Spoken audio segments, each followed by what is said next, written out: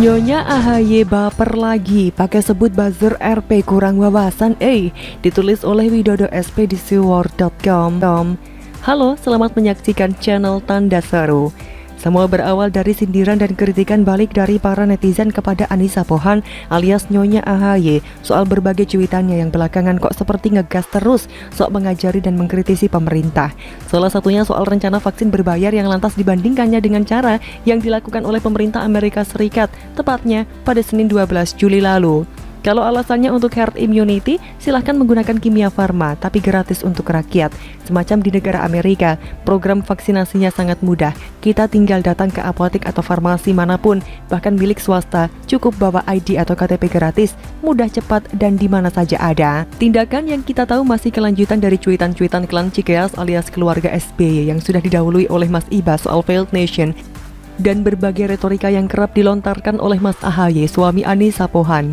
Seperti biasa, akibat tidak tahan kritik balik atau komentar-komentar seru ala netizen Indonesia, Anissa pun membalas komentar netizen yang mempersoalkan cuitannya dalam bahasa Inggris itu.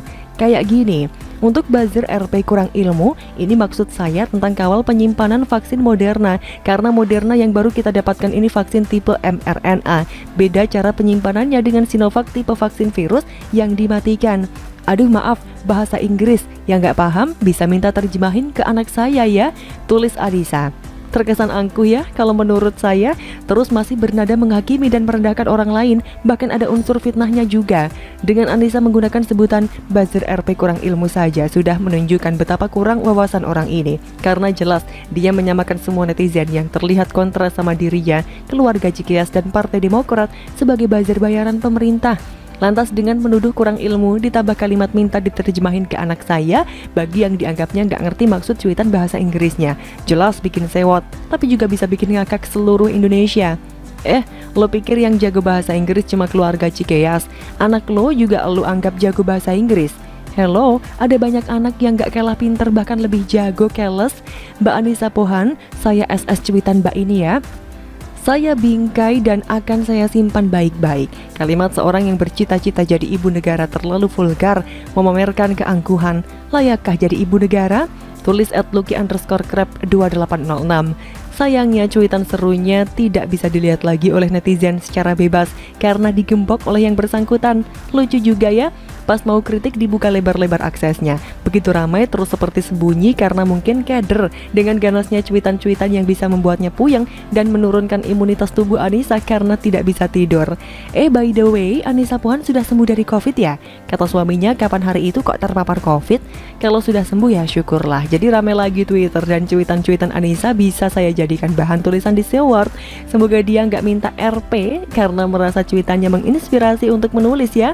Kalau soal isi cuitannya yang terkesan angkuh, biarkan saja, gak usah ditanggapi.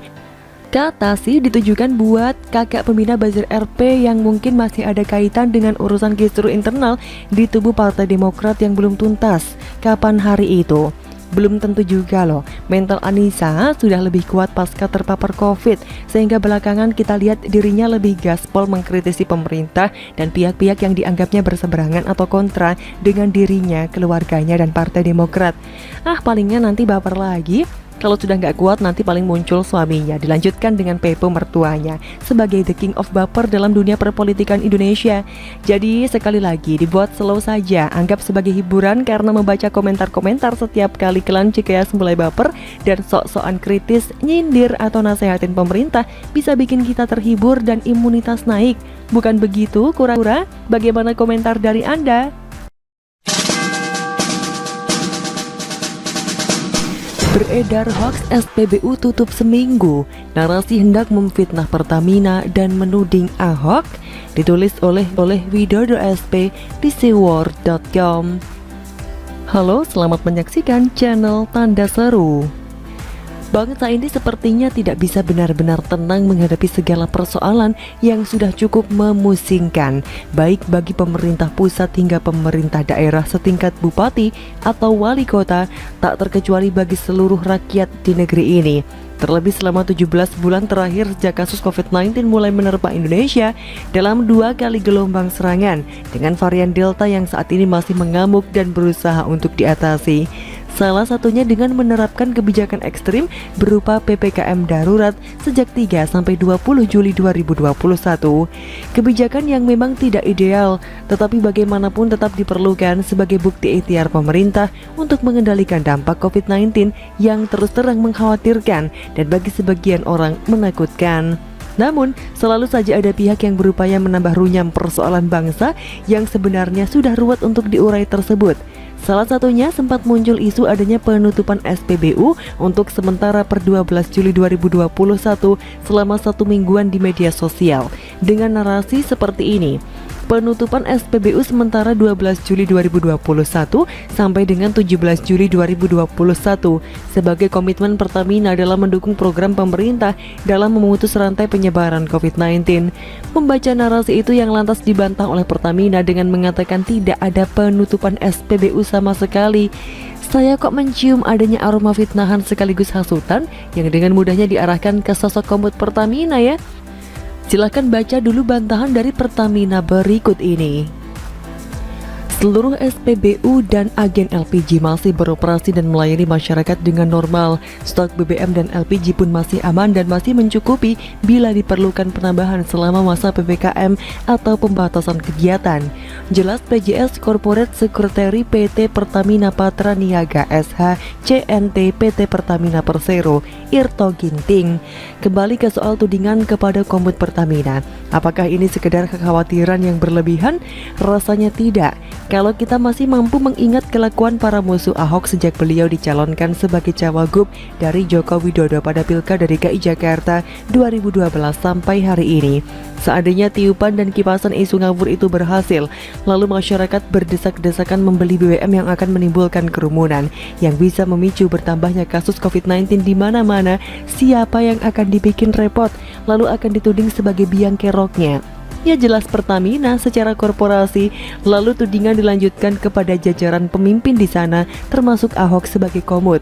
Betul, kalau kita cermati pula ada kalimat yang cukup halus pada narasi hoax di atas yang mungkin bisa mengecoh pembaca yang cenderung lugu, mudah percaya tapi sekaligus mudah panik, tepatnya pada kalimat sebagai komitmen Pertamina dalam mendukung program pemerintah dalam memutus rantai penyebaran COVID-19.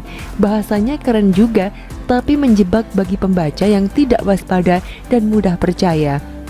Apakah ada yang begitu? Loh, gak cuma ada tapi banyak. Miris dan menyedihkan, tapi kudu diakui masih butuh kerja keras untuk mencerdaskan kaum yang modal seperti ini. Perlukah diproses hukum bagi pelakunya? Bagi saya pertanyaan itu hanya punya satu jawaban, harus. Alasannya demi menimbulkan efek jera dan menjadi peringatan bagi yang lain, karena sudah terlalu sering kita direpotkan oleh berita-berita hoax dan mengandung hasutan semacam itu. Narasi-narasi semacam ini saya prediksi akan terus berlangsung selama era media sosial masih ada, juga selama kedengkian dan kebencian masih mengakar dalam hati dan pikiran orang-orang yang tak senang melihat bangsa ini tentram, damai, dan bisa fokus menyelesaikan masalah yang lebih penting seperti efek pandemi COVID-19.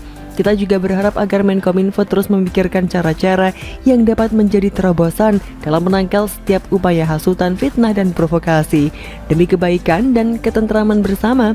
Terakhir, saya berharap agar para penyebar informasi model fitnahan dan provokasi itu agar bisa diberi pelajaran tingkat lanjut. Pokoknya jangan dibiarkan supaya tidak memicu yang lain meniru pola-pola yang sama. Kalau perlu dipanggil ke kantor polisi ya dipanggil saja. Kalau perlu diinapkan barang semalam untuk diajak beramah tamah oleh aparat dari divisi cybercrime. Karena bagi saya hasutan dengan narasi di atas sudah termasuk tindakan kriminal. Begitulah kura-kura. Bagaimana menurut Anda?